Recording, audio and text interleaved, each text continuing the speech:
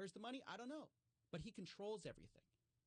And so it's like this is the tactic of these offshore companies is like you put the Ethereum on. What are we tracking here? And then it goes to some mixer somewhere, and then we don't know where it goes after that. So when Sam Bankman-Fried was working with fight, like one of the best ways to fight crime is at their wallets, like take away their banking. And crypto has just really revitalized that because I have 2 employees, and both of them are overseas. Like one of them's in London, one of them's in Ukraine. And so for me, I have to pay them, and I have to do the fine. And then FTX US went bankrupt, and he's the one who put it into bankruptcy. And then he's telling everyone, oh, no, the money's actually still there. I mean, he was constantly giving a conflicting narrative, but FTX was sort of the worst offender. Let's say I give you a loan, Joe. So an unsecured loan would be I give you $1 million and I don't ask for anything. I saw all this, and my experiences up to that point, it kind of led me to like, I want to say something, but why is nobody saying anything? It just seemed like there was this, these people pitching this stuff and nobody was talking about it. So I made this random video just around, right? Kevin O'Leary's in. So you kind of think you're swimming safely with like other savvy investors. And that's what ultimately gets you to buy in. Bernie Madoff is very similar, or you were a grandma who just put 1 Bitcoin on there, or, more likely the grandson. He treated all the accounts the same. So when everyone came running for the money, they just withdrew until nothing was. What is it's a crypto exchange, right? So yeah, how does that work? So the first question is when you learn about crypto, I really know what I was looking at the time. Then I go to college and all my friends get an MLMs, multi-level marketing, sort of like just like hey, you're going to get rich. So I was always getting invited to these like get rich seminars. There was already all this worry. In the past, that summer, there had been a bunch of companies that collapsed, and people had never thought FTX. It was kind of the first time anyone thought FTX could maybe not have the money. But the problem is, when at the exact moment FTX can't pay you back is the exact moment that FTT becomes worthless. So you think you have all this collateral, then he comes up, prep school. He's kind of like built for success, right? He goes to MIT, goes to Jane Street as this quantitative trader deal, but I'm from the Bahamas and I'm American, so that might be fine. I mean, everyone's always interested in the regulations benefiting them.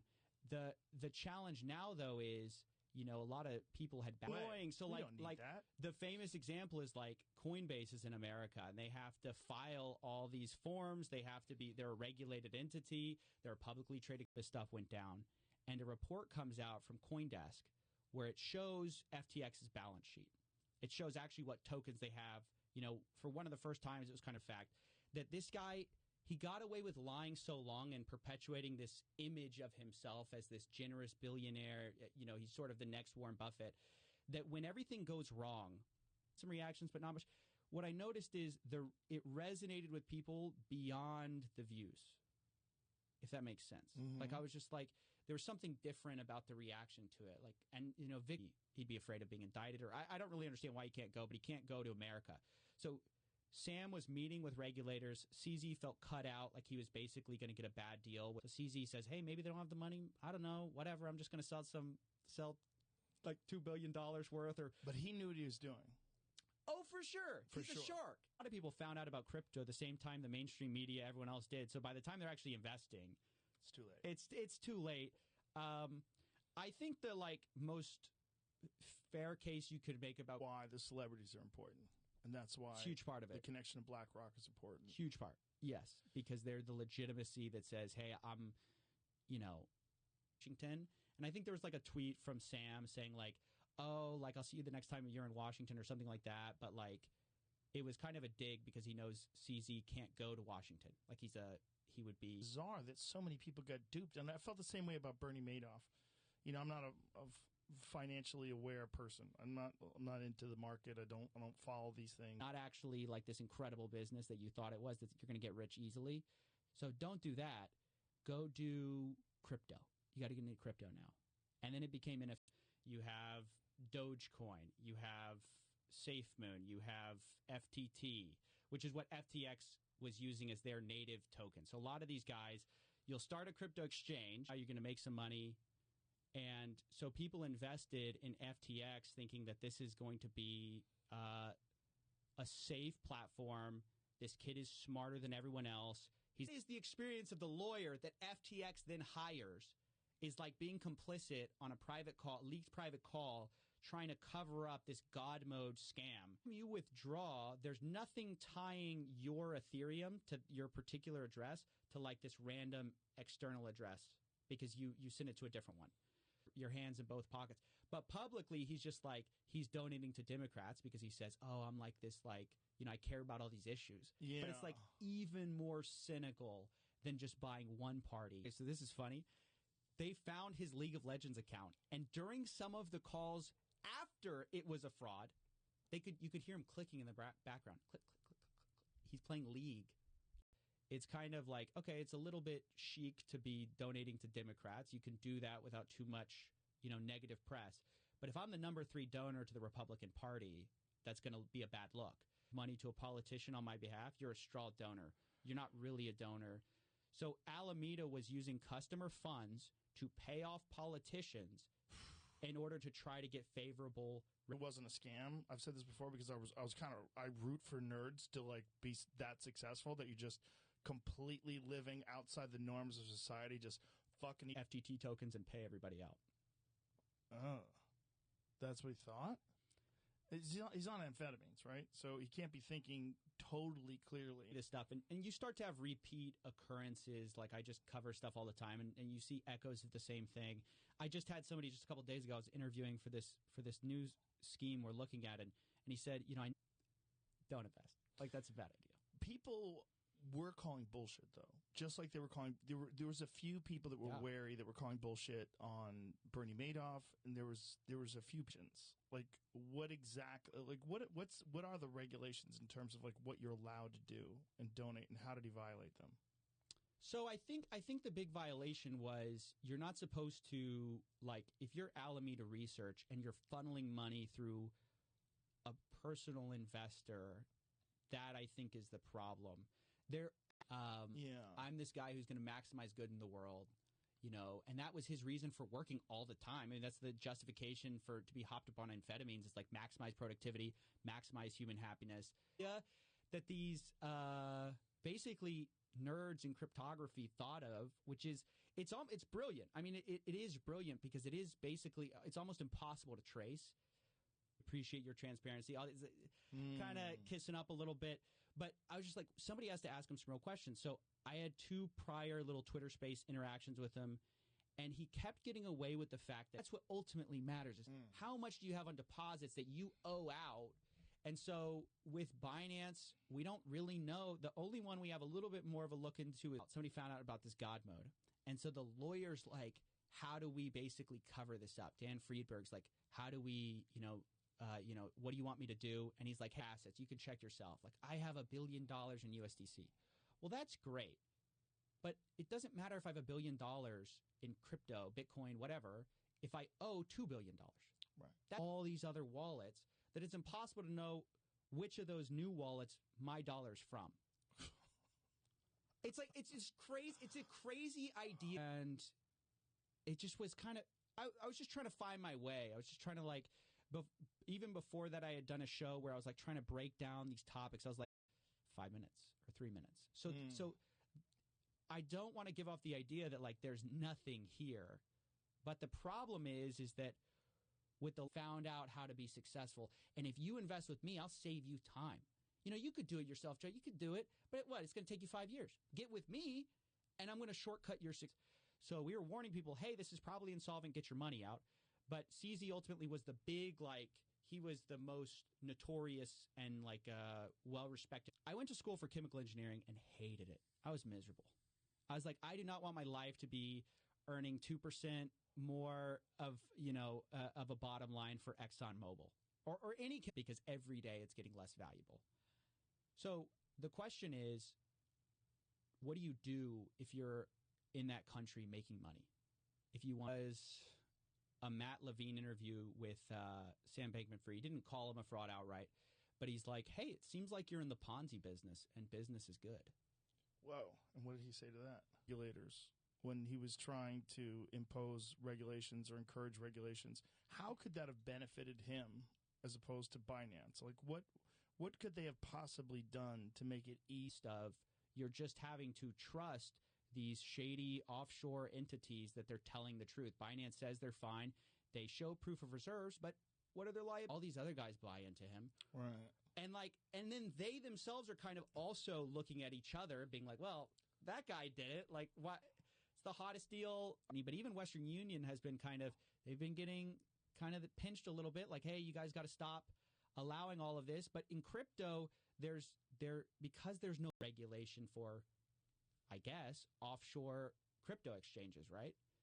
And so these campaign finance, these violations. You're the CEO as of 2020. He hands it to this a girl he actually had a relationship with, Caroline Ellison, right? And she supposedly controlled it. He said she did everything. I used to be just like you, Joe, but then I found out that doing Amazon drop shipping is the way to make millions of dollars. And I used to fail, but by these little tricks, I kept making the videos, and ultimately they never did. But I start doing that, and after I cover get rich quick schemes for a while, you can know their assets. So it's like a big thing recently in crypto. They'll say, hey, we're going to show you proof of reserves. What does that mean? They mean we'll show you on chain all our. What are you saying in the terms of service that means that I can't sue you? You have all these terms of service that basically say none of what I'm saying is true. Like they say they can get you rich in the sales pitch, and then that's the issue was FTX's problem was not CZ. Ultimately, he's kind of the guy who pushed over the house made. Tom Brady backs him. Well, Tom Brady's got to have some guys who are looking into this. And then it's like, well, BlackRock backed him. Well, BlackRock definitely has some guys who looked into it. Right. It's Sequoia Capital. They said he was executives Ryan Salami or something. I think that's his last name. Salami. I don't know. I just don't know how to pronounce it. But he was like, the number 3 donor to the Republican Party. But it was all orchestrated through Sam. Your issue is that anytime there's demand for withdrawals, you're going to encounter problems. So it was going to be inevitable anytime, any store, you know what I mean? Right. It's like people get away with it. It's just there's too many people doing it. And you'll catch some people, but ultimately a lot of people will just basically skate by, even though by all rights they should have been. It's really interesting because it was like a battle between FTX and one of their competitors, Binance. So the owner of Binance is, I think it's Changpeng Zhao. He goes by C. So before, it's like if I send you $1 and then you send that dollar on, we can easily trace that back to me, right? It's like here. But if I send $1 to you and everyone's sending you $1 and then you're sending $1 to all. Yeah, tokens is the individual, you can think of currency, right? So it's like the individual. So Bitcoin is, you have Bitcoin. Then you have, it's one of the cryptocurrencies. You have Ethereum. What I know is everyone's always interested in pulling up the ladder after them. And building the kind of the rule book around hey, if you're from this certain jurisdiction that we're a part of, you're fine. If you're not, they're like, look, I've been screwed by the banks. Every time the government's printing a bunch of money, where do I go? Right? You can understand the appeal, but it's just you win a service that said, you cannot move, when I deposit with you, you're not going to touch my money. And I said, Sam, if that's true, where's the money of all these people? Ultimately going to find out what we're doing here. How many more of these are out there in the world? As big as FTX, where he broke that showed that maybe they're not as healthy as they should be, there would have been a run on the banks and people would have found out. It's just when are they going to find out? It's just he happened to be the final straw, if that makes sense. So someone would have... The son of Harvard lawyers. We just sort of can't lose. And nobody paid attention to some of the red flags that were going on until ultimately it was too late. It turns out he was dark, where it's you can donate through super PACs, political action committees, and you can donate as much as you want, and you don't have to be, your name has to appear nowhere. And so that's actually these trades that are profitable in crypto. So the way he first made his money was he did something where he bought Bitcoin in the U.S. and then he sold it on these Japanese. He launches Alameda Research first, which is just this trading firm, which basically the idea here is we have some ideas. We're going to raise a little bit of money and we're going to reasons that our banks have a bunch of anti-money laundering laws. There's a reason that they have all sorts of finance laws. It's not for their safety. It's for your safety. I mean, it's they need to, there were things that were coming out questions about, okay, they say they have all this money. Where on chain is it? So like the blockchain, everything's publicly, you can see it. So if you default on that loan, I'm out $1 million. Another way is I ask for, okay, I'll take some equity in the studio if something goes wrong, right? So I cover my butt if you default on it. Now I start covering it, and then I start to get cease and desist letters. They don't like that. So they start to send me, they say, hey, you better shut up or we're going to sue you. And I was like, okay. I'm not going to stop making these videos. I too am safe because Tom Brady's got his money there. So I can put my money is the lure is like how Bitcoin used to be worth very little, and then one time it was with the high of Bitcoin. Touch your money, obviously. That was the whole point. It's like, you deposit with us, we're not going to do anything with your money. It's your money. It's like a deposit. Like it's almost like a bank. Like you deposit with a bank. Your bank isn't supposed to go ahead and take your money. This is what was going on in crypto. They're called collateralized loans. But what FTX was doing was they were saying, hey, like, we'll take $1 million from you, but instead of giving you or with just put a bunch of garlic cloves in the pot. I still remember our house like reeked. She would put 60 cloves of garlic in a stew. LGBTQ plus causes. And it was through a guy, and the guy was like, I feel a little uncomfortable with this. And they said, well, we don't have anyone trustworthy at FTX we can donate through who's of what's going on. Now he's still like trying to say he did nothing wrong. He maintains he's innocent. And right now, actually, the big like kind of scam, like the house always wins, right? So when FTX was taking off, it just seemed like everyone who was someone was backing him. So then it was okay. And then I think a lot of these people deferred. Is he on Twitter? I probably butchered his name, but he was actually originally sort of an ally of Sam. So he invested in FTX early on, put $100 million in. And you do not get to that level and not know that things were wrong. Well, reading her tweets about amphetamine use was pretty wild, too. The whole scene was wild. Really perpetuated their fraud. I can break it down. How much do you know about the FTX Let's situation? break it down for people that don't know about it. So let's do it. So okay. FTX was this crypto exchange. He lost it on the platform. He says the 18 million was on FTX or whatever, and he never got $1 out of it. But that was what the deal was for. But it means playing League of Legends while on investor calls. Like at the time, that was seen as this charming, genius thing. On calls. On calls. You could hear even actually smart thing, which is something like this happens. You shut up. You don't say anything. Right. And then you point at your boss. I mean, that's basically what they did. Oof. Which they for sure did stuff wrong, too. So the person's not named in the report who was donating to Democrats. We know the one donating to Republicans was Ryan Salami. But that person eventually got paid out like $2 billion. Whoa. Yeah. Some of it was in this FTT token, though. So they have a bunch of FTT, right? And so it's like November was when which thankfully she did, and she's fine now. She takes medication to replace the hormones her thyroid would generate. But I saw my mom kind of get swept in this thing that I knew was nonsense.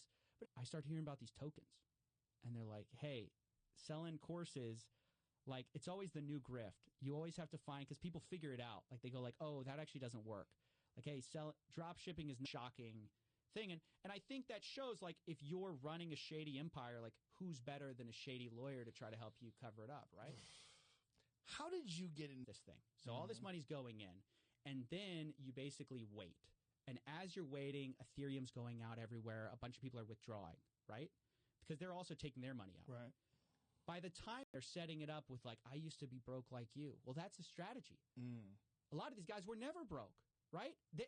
It's just part of the story you have to tell to be really effective. It's like inevitable. It's inevitable. So something to understand. FTX was insolvent long before it was realized that they were insolvent. Right? So calling that a fraud early. I have a buddy of mine. He goes by Dirty Bubble Media on Twitter. He's like one of the Anon Twitter accounts.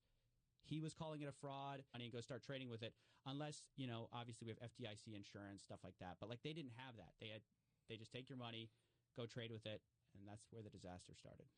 I hadn't really found my footing, but throughout my entire life, I had kind of had this relationship with, like, hucksters and fraud, where, when I was in high school, my mom got thyroid cancer. The account fiat at FTX. And so what prosecutors are now arguing is he knew, of course, what it was. He deliberately obscured these exchanges where it was worth more.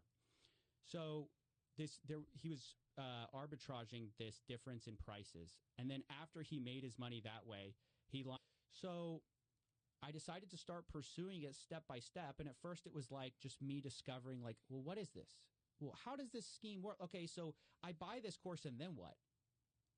Literally had a $10 billion account that he mislabeled with Alameda Research. Mislabeled? Yeah, he's now if you're some criminal, laundering money has just never been easier. Instead of taking $100,000 across the border or wiring it where it can get held up by a bank, and I'd go because it was like my friends like said, hey, we have to get somebody. You want to go? And I was like, sure, I'll go. I was like kind of fascinated, and you'd see these guys. Crypto is. Sometimes national currencies aren't a great idea and you want an alternative. So like look at the Turkish lira. Victims would reach out to me. They'd be like, hey, I'd been scammed by this guy and I didn't realize what was going on. And you showed me, sort of like how the whole scheme worked. I mean, so it's like things are good for now. Yeah. You don't know. That was the problem with the FTX. Like they had hidden all their numbers. Like Sam had, it wasn't like he was some random fly-by-night guy. He was well respected in the Wall Street space. People thought he might take over the SEC after like the current person had stepped down. They thought he was going to take it over. Whoa. Like, I'm blanking on the name right now. But A1Z? What is that? No. I'm sorry. I'm blanking on, it's this famous, I'm going to remember it right after I get out of here. It's one of the famous, her and I believe Gary Wang were big executives. They're cooperating. They pled guilty. They're cooperating with the feds. I mean, they did this thing to expose, but like I'm interested in the characters who perpetuate fraud because they're such interesting psychological case studies. Sam Bankman-Fried, you could probably write a whole book about to their other friends. They're all saying it's okay. Let me put money in. And it's just a huge case study that just because other people have to my feeling is offshore entities should not be they're not subject to our rules. How can you allow offshore I don't know. It's very left.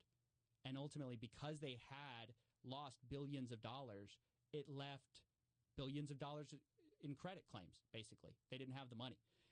And it's like sort of what's left after the guy who kind of was spearheading this bill was a fraud. It's kind of tough. I was actually randomly summed on sticks or something. It was never – the problem was the foundation was wrong from the beginning. If you don't have enough deposits to cover withdrawals, you just don't have the money, right?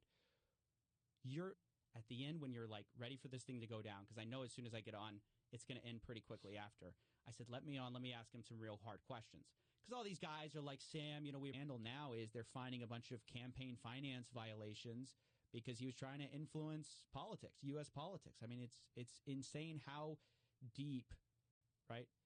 The inflation rate, I think, is 75% or something like that. It's an unimaginable, it's just out of control inflation. And if you hold on to your Turkish lira, you're in for a bad time. It was 70,000 or something like 60 plus, yeah. So that's the lure. The lure is you buy in for pennies, and one day you're insanely rich. I'm sure you know about that money system. I mean, yeah, especially in our modern age. I mean, it seems like you can understand where they're coming from, the average person. And ultimately, one of the ways, even some of the candidates they donated to were through a third employee we didn't even know about. And they were donating through them for all these, I'm a millionaire by the time I'm 23 years old. Just buy my course. My course is, $2,000. Pay me $2,000. I'll teach you to get rich quick. So very strange. And these offshore entities were also using U.S. branches. There's FTX US, which was more regulated, but not really that regulated. I hate doctors so much, and it always seems to end up with a sales pitch. It never was hey, let me just give you this free thing. It was always there's a catch. Mm-hmm. So I didn't, there were some margin trading accounts. And I'm no, but there were people who didn't trade with margin. There were people who just put their money with you. And all they wanted, there's no there's no Ethereum left. There's no Bitcoin left. You don't have the real tokens anymore. You just have your sort of nonsense FTT tokens, the tokens you invented. And he said, caught. In my view, what he did was criminal. That's why I started. But it hasn't been prosecuted or anything like that. But he's on a leaked private call. Everyone can go listen to it yourself. It's just this shit person in the space to where people thought, okay, well, if he's saying it, he's a guy who only says positive things about crypto because he's a crypto executive. So if he's saying there might be problems, there's probably some problems. But very treatable kind of cancer, and she's fine. But at the time I watched her as she's like, gets this diagnosis, gets swept up with all these hucksters who are telling her that the way to treat thyroid cancer, now I can just send you $100K, it's going to take me 5 minutes. So that's why when people kidnap people's data and things along those lines, they like to get paid. You put $100,000 into this little mixer, and then it sends $100,000 out later, and nobody knows where that money came from. What is a mixer? How does it work? It's interesting. So the most famous example is Tornado Cash. Nobody knew what was going on behind the scenes. So even though they said, we're not going to touch your money, as soon as you deposited Bitcoin, I talked to some of the insiders at Alameda. They said they had this back door something. Because I was just like, why does this make some people tens of millions of dollars and nothing happens? Why much of that token, then you sell it off, and then the price plummets, so you thought you had a bunch of money, but actually it's worth nothing. There's all these new scams that have emerged as a result of people getting interested in this idea of an alternative. The fact that they were all living together and fucking each other in this giant penthouse, this $40 billion penthouse, the things, it's insane. It's really, I almost wish. And she would drink it up because she thought that would make her better. Ultimately, my dad convinced her, you got to get the surgery. This ain't going to fly. You have to, ultimately get the surgery. It's Coinbase. It seems like they're, legitimate. But so much of the problem with crypto is we don't know how much of this stuff is money laundering. We don't know how much of this stuff is involved in what you do. It's a weird thing. So when did you start your YouTube channel? So I started it a few years ago, 2018, 2019. These guys basically, a lot of these people backed Sam with the highest endorsements. And so if you're just an average person, you're thinking, well, how much more due diligence can I do than all these other guys? I said, well, hey, can we restructure all this money that went through me like a loan so that we can, say that I took a loan out and I was donating so we didn't violate any laws? They never ended up doing that. I'm going to store your money somewhere else. How do you store it? So there's this idea of these alternative currencies that are kind of interesting.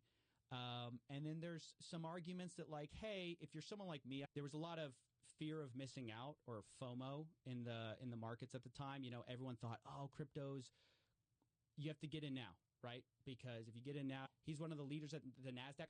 He was one of the go-to guys. And so you thought, well, I invest with Bernie, I can't lose. It's almost, betting on the house, basically screaming about, all these scammers online.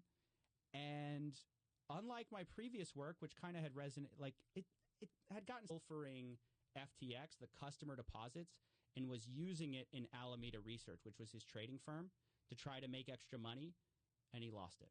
And so this is all because it's on your dollars or whatever, euros or whatever, and you put it into this crypto exchange. They have a bank, and they work with that bank. Then they exchange. It's amazing that things with this amount of money can get this far sideways before anyone knows what's going on. This is the problem with offshore accounts and stuff. I change that money for some type of crypto token. There's a lot of different tokens out there. And explain tokens, because I don't understand tokens. I know there's crypto and there's tokens. What is the difference between the two? He blamed all the wrongdoing of FTX on Alameda Research. And he said, I don't control Alameda Research. Even though he was the owner, he's no longer this is a fraud because, no one knew. There's a bunch of backing. So I made a video at the time being this crypto CEO just describes a Ponzi scheme and basically shell games where you're hiding the money. Yeah. You're saying, oh, invest in this. This is going to become valuable later, but you actually own a bunch from the arms of one huckster to another. It's just it's almost to something worse. What was the first video? I started as sort of like an interview show, nothing about scams. I had a channel before it. Sam goes, "Oh, you won like our battle," and people were like, is it a battle when you lose billions of dollars of customers? He thinks he can reestablish control because he's so smart. He is such a good liar that he's like, I can just lie my way out of it. So I think that's why he ultimately talked. His idea was, one guy who lost a hard drive and who's paying people to go through a landfill to try to find his hard drive because there's billions of dollars worth of Bitcoin on that hard drive. Yeah, people lose their not having sort of like it's maybe not big enough. They're good people, a lot of the people going after these guys, but it's like trying to catch everyone who's speeding. Artie. That's right, but also to the Republicans. This is what's wild. So Sam knew publicly in our current American climate, like this big mess right now, and we're waiting for regulators to figure it out. Finally, regulators have stepped on the scene, but right now it's just this kind of wild, wild west, just kind of grifting here. And so, but you'd see him in nice cars, and so I was like, what am I looking at? And then as I'm doing my YouTube show, I'm like, I get fed a bunch. I watched the new CEO talk about it. Yeah. About him trying that's John.